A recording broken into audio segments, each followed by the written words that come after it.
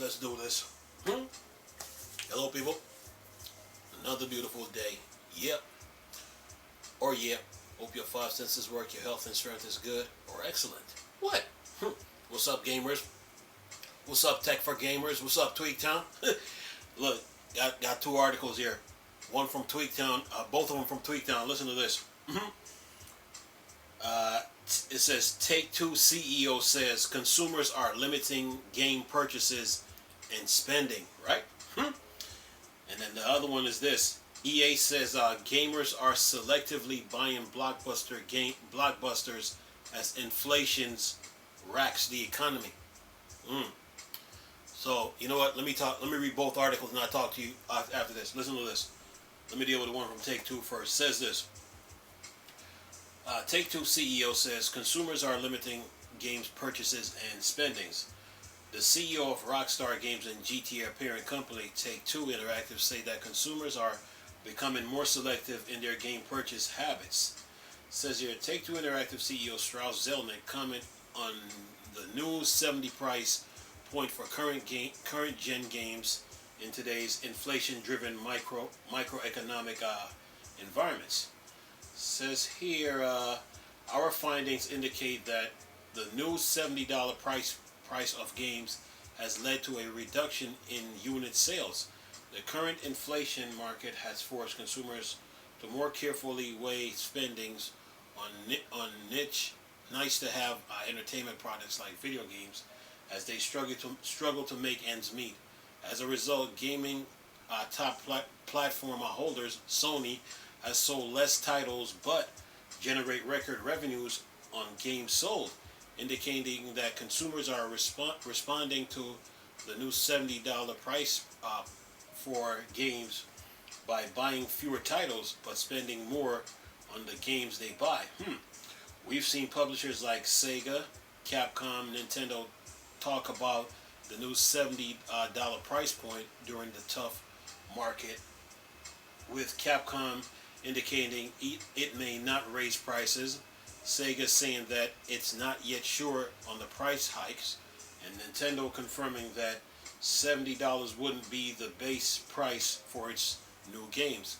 But what about other game companies like Take-Two Interactive, who publishes breakout hits like Grand Theft Auto?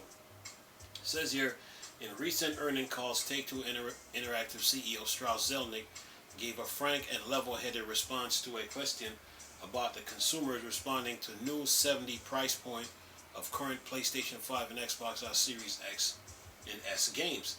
Zelnick says there hasn't been pushback, so to speak, but acknowledged that consumers are trying to rein in their spendings and purchase $70 games that are safe bets.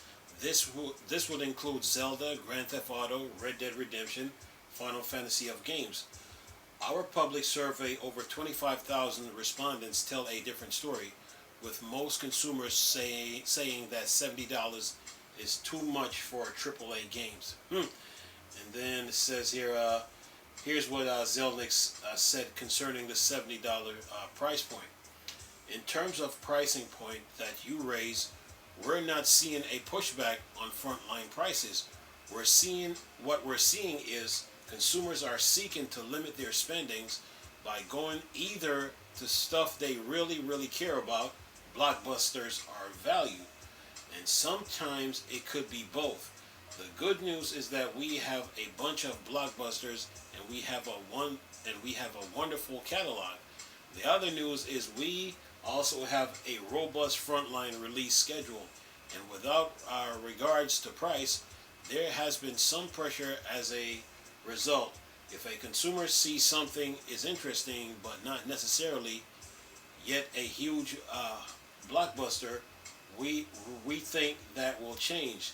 The Take-Two Interactive CEO says these consumer spending habits extends to in-game purchases, and that microtransactions, or what Take-Two calls recurrent consumer spending, could be impacted even more greatly than game sales. And then it says here, if you have the game, you can enjoy the game. There are certain titles that we don't really put into this category. Where you kind of where you kind of have told Boots, if you don't pay, you can't play. But that doesn't mean that. But that doesn't describe any of our titles, mobile or console. So we think spending in a live service environment is a nice to have for consumers, not a must-have. And as a result, if consumers feeling a pinch, that might be an area that would be more likely to be influenced negatively. Whoops. Let me cut this down here. Then the next article goes like this. Let me see if I can get through this. I got another 5 more minutes.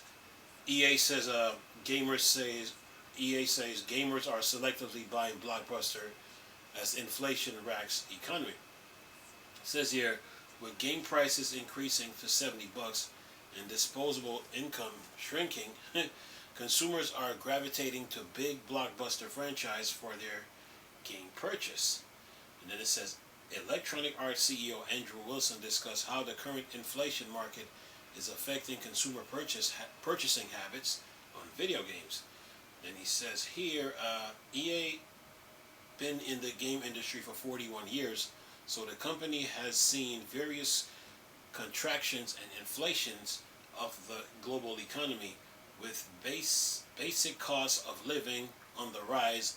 Now is one of those moments in time when consumers are becoming more selective on the entertainment purchase they make.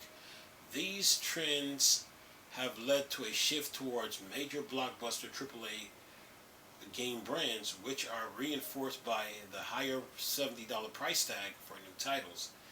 In a recent fiasco year 2023 earnings call with investors, EA CEO Andrew Wilson lends more insight on how the current economic landscape is affecting overall game purchases. Wilson essentially says gamers are more likely to spend on titles in big franchise rather than take risk on smaller, more unknown games. Anytime through the history of our industry that there is any kind of consumer softness or consumer trepidation around spending, and also microeconomic uncertainty, what we typically see is consumer move towards the biggest brand and the biggest titles and the most recognizable experience.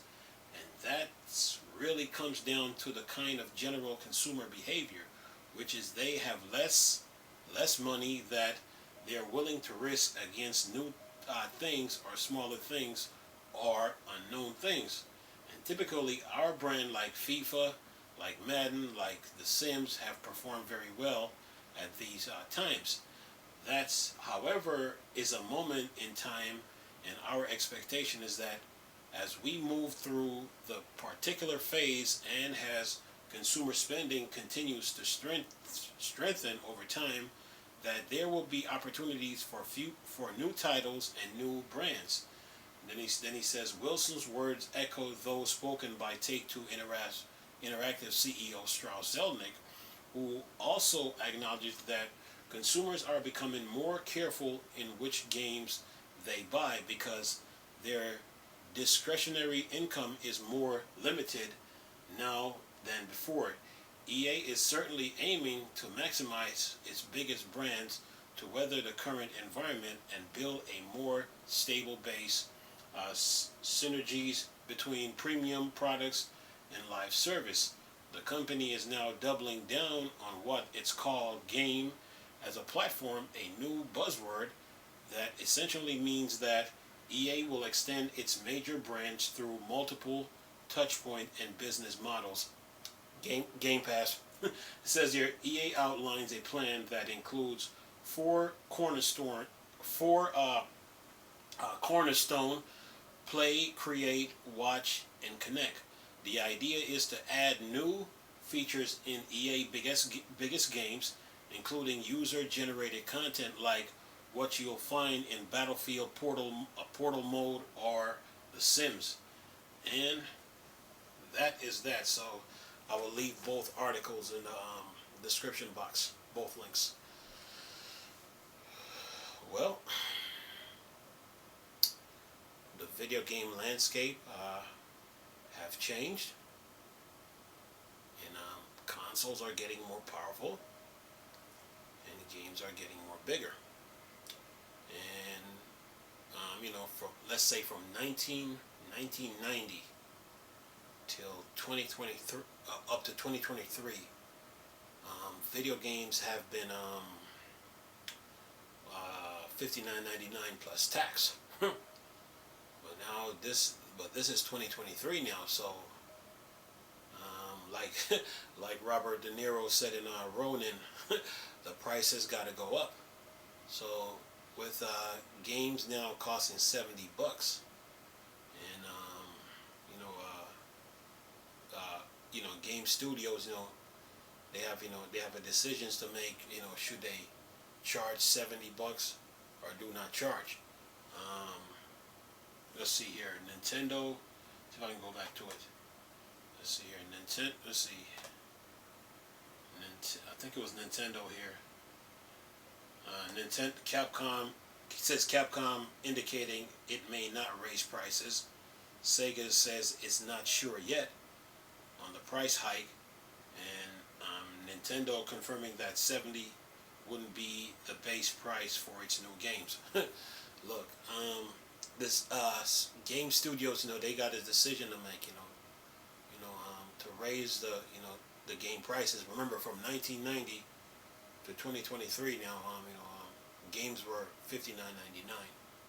But since the cost of living is going up, and these games are getting so big and complex, and there's a lot of man hours and time you have to put in to get these games created. And of course, the games being created, they're created by people within the studios who have their lives to take care of, plus their bills to pay, and their family members to clothe and feed. So the prices of video games, they have to go up. And does that mean that gamers should stop playing video games? No.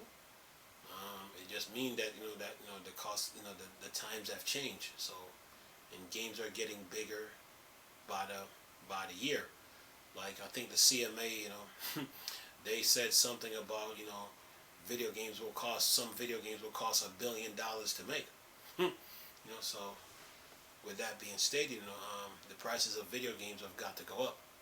And right now, with the economic hardship, that we're dealing with, and depending on the state that you're living in, the housing market, how the houses are pretty expensive, and they're not cheap like they used to be. They're very expensive now. So like in today's time, you have to like watch your budget and watch how you spend your money, because it could disappear quick. So when it comes to today's games now, gamers are being selective on the games they purchase. They're making sure that they're getting their money's worth. There's no such thing, as a studio. All they make is perfect games, and they never make us a bad game. Some games, like let's say Redfall, the studio was going through transitions, but the the PlayStation fans, they saved their anger that they had for Sony, and they took it out on Microsoft. But so yeah, and games like the they took it out on Microsoft, because of all the anger they had built up when it comes to Sony. It's like they were hiding it. So like, as soon as when Redfall came out and they played it, they let their anger be heard. So yeah, and you got companies like say Crystal Dynamics. They didn't change with the times. They didn't change with the times when it comes to video games. Because when it comes to superhero games, DC Universe laid out the blueprint on how superhero games are supposed to be made. And DC, WB gave you the blueprint, the layout, the schematics, the diagram, and basically what they're saying with DC Universe, like if you want to survive with a superhero game, this is the format it needs to be made in. And Crystal Dynamics, they went against it and they paid a price. Rocksteady followed the blueprint that WB laid out, and they had success with Batman Arkham Asylum, City, and Arkham Knight. Insomniac followed the blueprint, and they had success with Spider-Man and Spider-Man Miles Morales. So but Crystal Dynamics paid a price. But some companies, they just they didn't change with the time. So and then with 343, they didn't Halo Infinite wasn't properly polished, so the gamers let their voice be heard. So when it comes to today's games now, today's gamers are very selective. They want to make sure that they get their money's worth. Especially with the economics times that we're living in, and the cost of living, and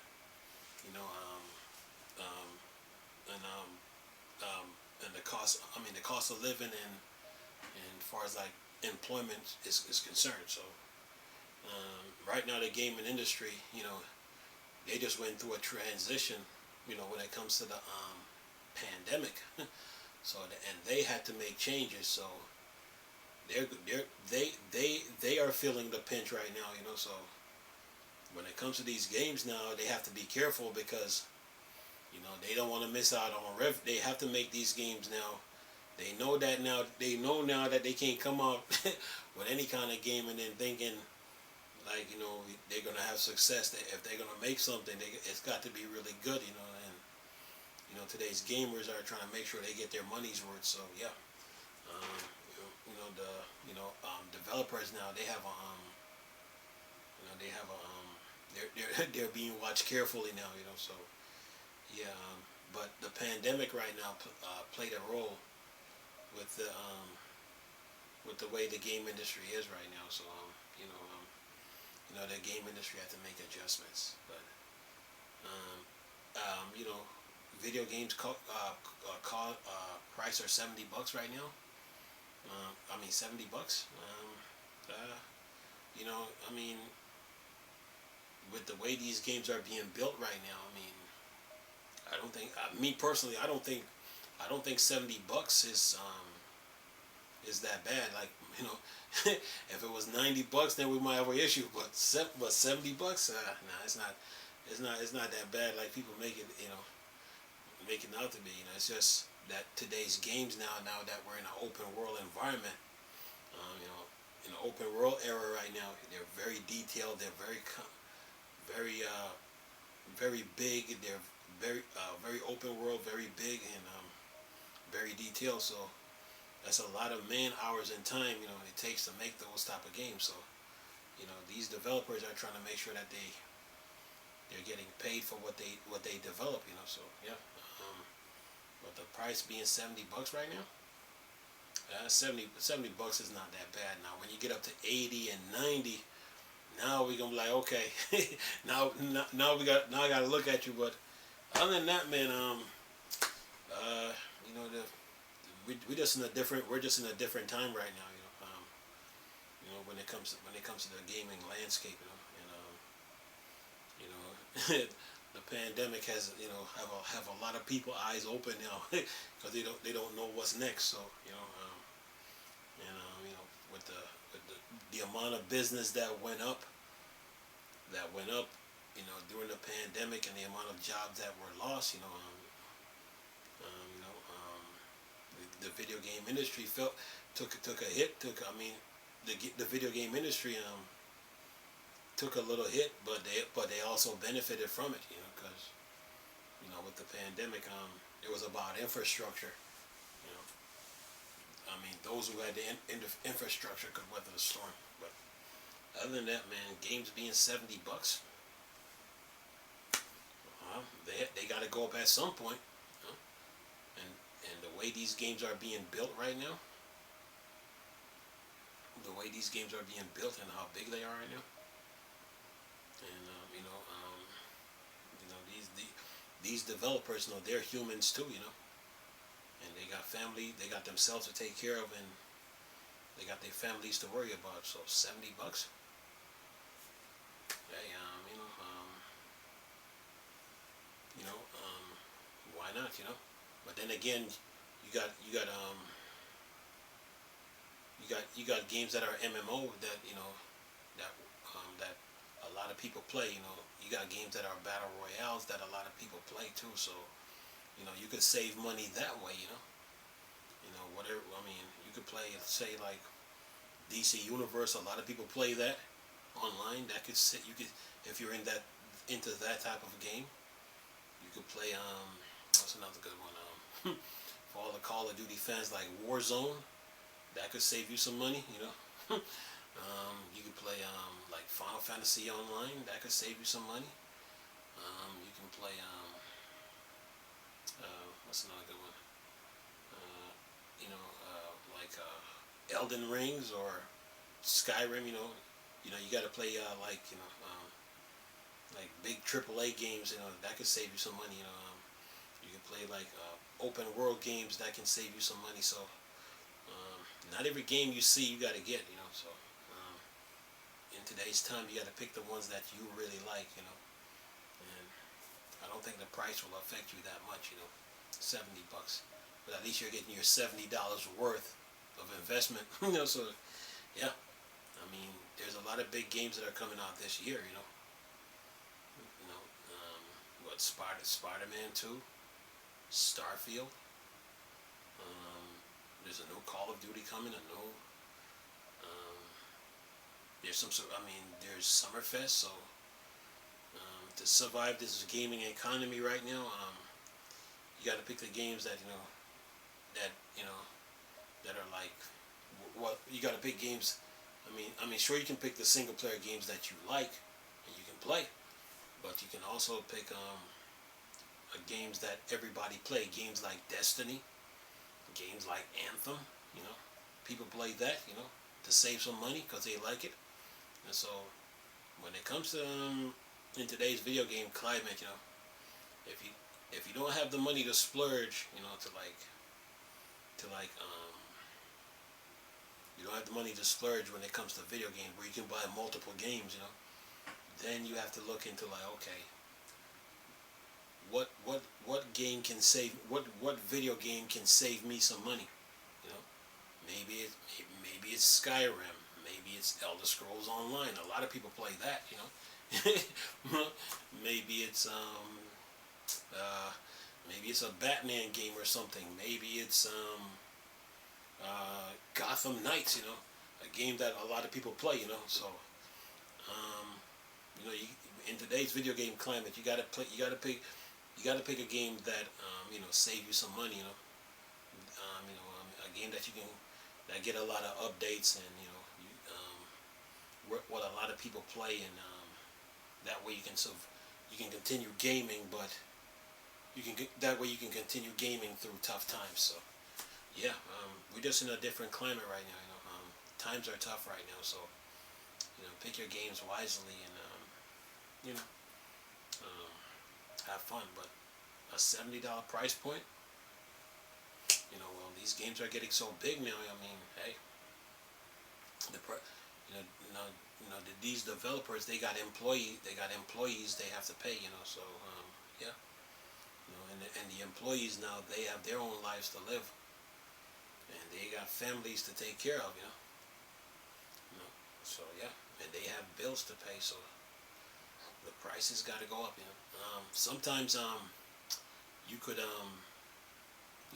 if you want to know what it takes to make a game, sometimes when you finish a game, especially a big game, look at the credits. And you know what you know how many people it took to make that game possible. So yeah, I don't think $70 is bad. I don't think. I just think it was. I mean, the price had to go up at some point. That's what I'm thinking. But other than that, $70. Why not? Now when they get up to 90 and 100, yeah. Now we gonna have to really talk, So yeah. But other than that, man, $70. Hey, these studios, they have employees, and these employees, they have lives. They have to keep themselves alive, keep a roof over their head, and keep food in their homes, and food to eat, and clothes to wear, and so yeah. So the prices got to go up, man. So hey, $70 it is. But Andrew Wilson and Strauss Zelnick, well, EA and Take Two. They make some good games. They make some good games. It's just the times are different now. The times are very different. Especially in today's economy. It's different. And people have don't some people don't have that disposable income like they have, so they have to choose wisely when it comes to these games, and making sure that they get their money's worth. So yeah. But other than that, even though the game industry is facing a little economic hardship, the game industry will continue to grow. So yeah, that's my thoughts on the whole thing. Other than that, yeah, $70. Why not? Anyway, leave this video for y'all to enjoy. Nice talking to you people again, Chris.